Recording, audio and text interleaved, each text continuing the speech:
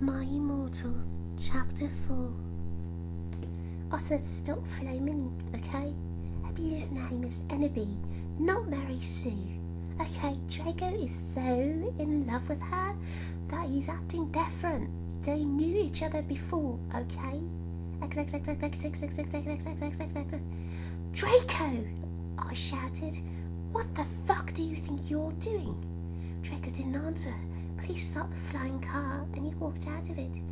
I walked out of it too, curiously. What the fucking hell? I asked angrily. Ebony, he asked. What? I snapped. Draco leaned in extra close and I looked into his gothic red eyes. He was wearing coloured contacts, which revealed so much depressing sorrow and evilness, and then suddenly I didn't feel mad anymore. And then, suddenly, just as Draco kissed me passionately. Draco climbed on top of me and we started to make out keenly against the tree. He took off my top and I took off his clothes. I even took off my bra. Then he put his thingy into my you-know-what and we did it for the first time. Oh, I screamed. I was beginning to get an orgasm. We started to kiss everywhere and my pale body became all warm. And then... What the hell are you doing, you motherfuckers? It was Dumbledore.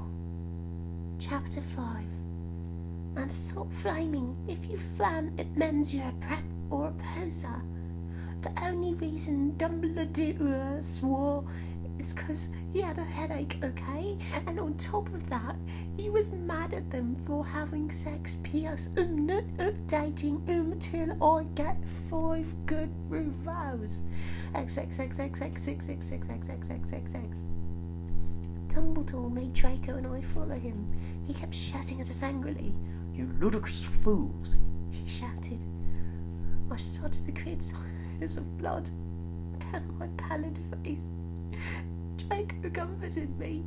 When we went back to the castle, Dumbledore took us to Professor Snape and Professor McGonagall, who were both looking very angry.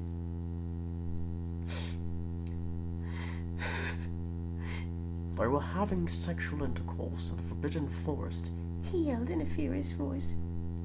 Why did you do such a thing, you mediocre dunces? Asked Professor McGonagall. How dare you? Demanded Professor Snape. And then Draco shrieked, Because I love her. And everyone was quiet. Dumbledore and Professor McGonagall still looked mad, but Professor Snape said, Fine, very well. You may go up to your rooms. Draco and I went upstairs while the teachers glared at us. Are you okay, Ebony? Draco asked me gently. Yeah, I guess, I lied. I went to the girls' dorm and brushed my teeth and my hair and changed into a low-cut black floor-length dress with red lace all around it and black high heels. When I came out, Draco was standing in front of the bathroom. He started to sing I Just Want to Live by Good Charlotte. I was so flattered, even though he wasn't supposed to be there. We hugged and kissed. After that we said good night and he reluctantly went back into his room. Chapter 6. Shut up, Preps, okay? I will not update up to you give me good reviews. XXXXXXXXXXXXX. The next day I woke up in my coffin. I put on a black miniskirt that was all ripped around the end and a matching top with red skulls all over it and high-heeled boots that were black. I put on 2 pairs of skull earrings and 2 crosses in my ears. I spray painted my hair purple. Doesn't make sense, because whatever. In the Great Hall, I ate some Count Chocula cereal with blood instead of milk and a glass of red blood. What's the point of having a glass if you do whatever? Suddenly, someone bumped into me. All the blood spilled all over my top. Bastard! bastard! I shouted angrily. I regretted saying it when I looked up, because I was looking into the pale white face of a gothic boy with spiky black hair with red streaks in it. He was wearing so much eyeliner that I was going to down his face, and he was wearing black lipstick. He didn't have glasses anymore, and now he was wearing red contact lenses just like Draco's, and there was no scar on his forehead anymore. He had a manly stubble on his chin. He had a sexy English accent. He looked exactly like Joe Madden, but Daniel Radcliffe doesn't, whatever. He was so sexy that my body went all hot when I saw him, kind of like an erection, only I'm a girl so I don't get one, you sicko. I'm so sorry, he said in a shy voice. That's all right.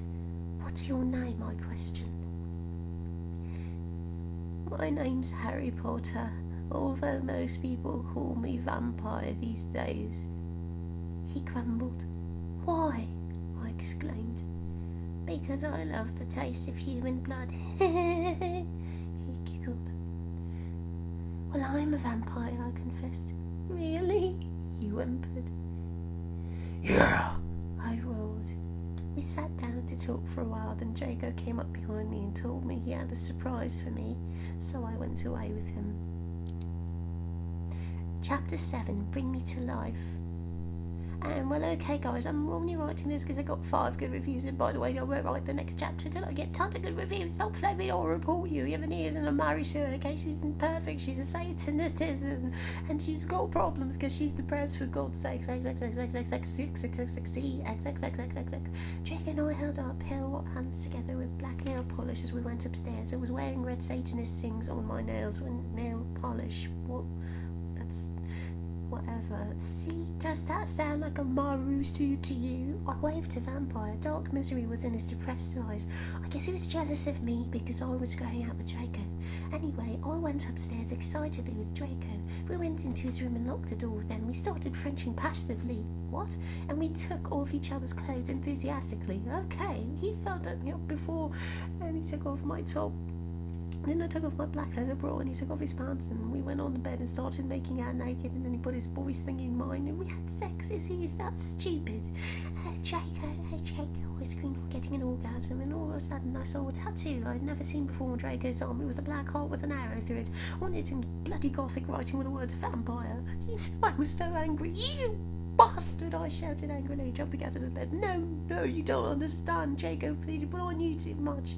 No, you fucking idiot, I shouted. You probably have AIDS anyway.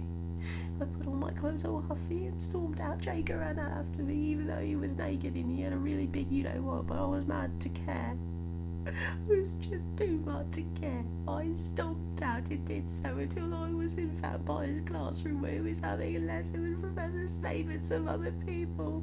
Vampire Potter, you motherfucker, I yelled.